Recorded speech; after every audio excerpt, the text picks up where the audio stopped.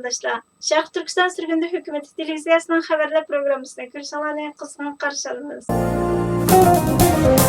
Albalat.com xəbər kanalının 29 mart günü elan qılğan Xitayning besimi ostida qolgan Saudiya Arabistoni Uyg'urlarni ziminlarida tutqun qilib, chegaradan qo'g'lab chiqarmoqda degan temadagi xabarda jurnalist Faysal Asigovning Baş ministerimiz Salih Xudoyor apandi bilan elib borgan suhbat jarayonini, ya'ni Baş ministerimizning Saudiya Arabistoni bilan Xitoyning yaqin iqtisodiy va siyosiy munosabati sababidan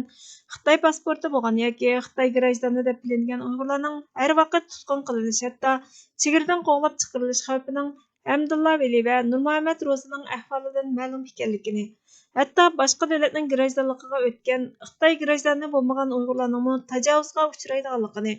Misr va O'rta Sharqdagi davlat amaldorlariga o'xshash Saudiya Arabiston amaldorlarining 2016-yildan boshlab Uyg'urlarni Xitoyga topshirib berishga boshlaganligini,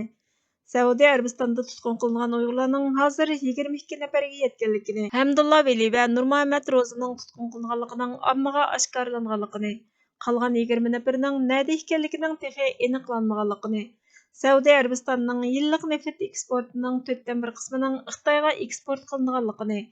2017-yilning boshida Xitoy bilan Saudiya Arabistonining 70 milliard dollarlik tijorat kelishimi tuzgandan keyin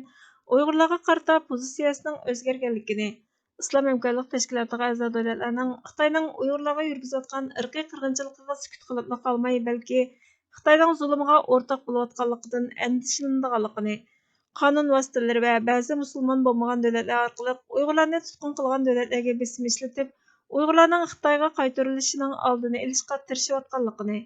bu masala hal bo'lmaguncha kuchli davlatning grajdani bo'lmagan Uyg'urlarning haj va umra ziyoratini qilmay turishga tavsiya qilganligini,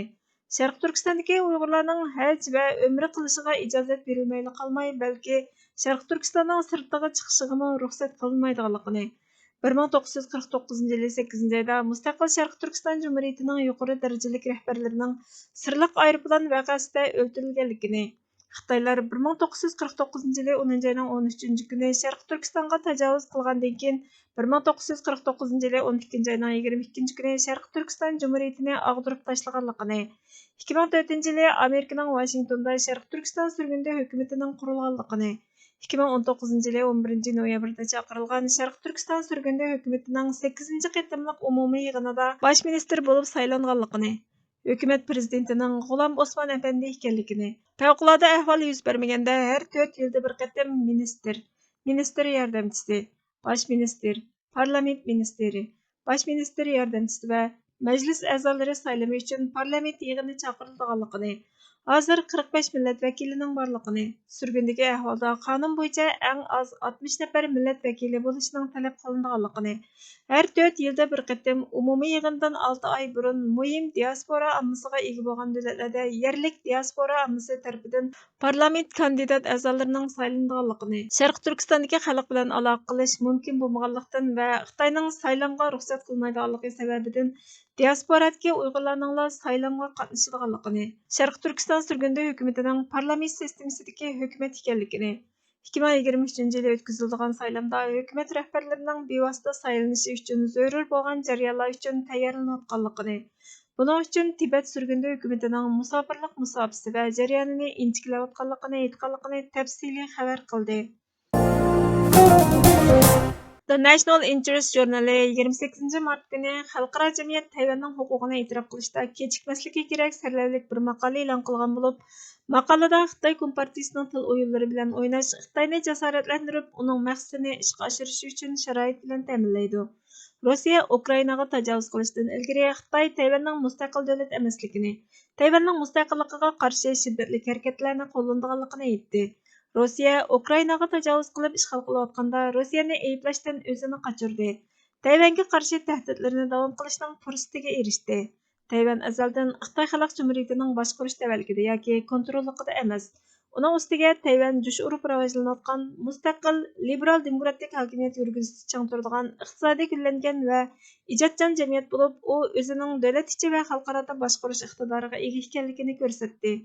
Ukraina uchrayotgan tajovuzchilik Xitoyning Tayvanni o'ziga qo'shib olib, o'xshash millat, o'xshash millatni birlashtirgan Çoğun dövlət şəkillendiriş düşünü reallıqqa aylандырыш üçün qo'llanılan harakatlarning oldida hech masala emas. Xitoy Xalq Cumhuriyeti agar ma'lum bir territoriya, doimliq nüfus, hukumatni egallamoqchi bo'lsa, xalqaro qonunga amal qilishga sal qarag'an bo'ladi. Tayvan asosiy qonunida liberal demokratik hukumati aniq bekitilgan bo'lib, zaminida munozir talab qilmaydigan egilik huquqini yurgizadi. Tayvan hukumati 24 million xalq tarafidan e'tirof qilingan. U dunyoning har qaysi joylarida vakillik ishxona va elchixona qurish orqali diplomatiyani yo'lga qo'ydi. Tayvanning mustaqil bir davlat deb e'tirof qilinishi Xitoyni nachar ahvolga tushirib qo'ydi. Xitoy muqim va erkin jamiyatda yashashga odatlangan begunoh erlar, ayollar va bolalarni keng ko'lamda o'ldirishga sabab bo'lgan narsalarni oldin ola haqliq chiqarish uchun yuqori texnikalarni taraqqiy qildirdi. Chunganing barliq zamin butunligi va egilik huquqining muhimligini tilga ilishi, ammo keyin Rossiyani tanqid qilishni rad qilishdek qalaymaqon munofiqlik qiliqlarining hammasi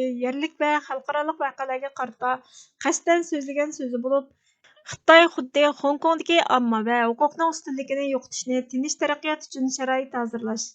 millionlagan Uyg'ur va boshqa Sharq Turkistonlik turklarni jazo lagerlariga qamashni tarbiyalash markazi deb ataganidek o'zining vahshiyligini qonunlashtirdi deyildi. Sharq Turkiston surgunda hukumati Twitter hisobidan buningga qarata inkos qaytirib, Tayvan mustaqil bir davlat, u Xitoyning bir partiyasi emas. Xuddi Sharq Turkiston va Tibetni ishg'ol qilingan davlatlar deb e'tirof qilganga o'xshash, dunyo Tayvanni Tayvan Cumhuriyati deb e'tirof qilsa, atalmish bir Xitoy siyosatiga xiloflik qilgan bo'lmaydi, dedi. Sharq Turkiston surgunda hukumati va Sharq Turkiston Milliy Uyg'unish Tashkiloti 5 fevral Barin inqilobining 32 yilligini xotirlash munosabati bilan xalqaro jamiyatga xalqimizning tub nishonining Sharq Turkistonning mustaqilligini asliga keltirish ekanligini tonutish, ishg'oliyat va irqiy qirg'inchilikqa uchrayotgan Sharq Turkistondagi Uyg'ur va boshqa turkiy xalqlar tortayotgan azob-uqubatlarni Amerikani o'z ichiga olgan xalqarodagi davlatlarning esiga selish, Sharq Turkistonni Xitoy tarafidan besilgan davlat deb e'tirof qildirish, Xitoyning ishg'oliyati, mustamlikachilik va irqiy qirg'inchilikni oxirlashtirish uchun kuchli va ahamiyatli harakat qo'llanishga, Xitoyning jinoyati ustidan tekshirish olib berish uchun xalqaro jinoiy ishlar sud mahkamasiga besim ishlatishga chaqiriq qilish uchun 5 fevral kuni dunyoning har qaysi joylarida yashayotgan Sharq Turkistonliklarni namoyish qilishga o'rinlashtirdi. Sharq Turkiston surgunda hukumati o'tkazadigan namoyish tushdan keyin soat 2:30da Kanadaning Alberta parlament binosi oldida. Sharq Turkiston Milliy Uyg'unish Tashkiloti o'tkazadigan namoyish tushdan burun soat 11dan, tushdan keyin soat 1gacha Washingtondagi Oqsaroyning oldida o'tkaziladigan bo'lib, barliq Sharq Turkistonliklarning to'liq vaqtida qatnashishi orzu qilinadi. Yotoqsiz, uysiz, saroysiz, kanitsiz yashashim mumkin. Sevganlarimdan ayrilib qolishim mumkin. Yaqinlarim xiyonat qilishi mumkin.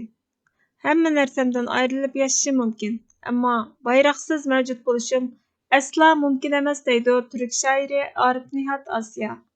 Bundan eng oxirgi nafasga qadar vatan uchun kurash qilishdan iborat yashash maqsadi va umrning ma'nosini ko'rib olish tez emas.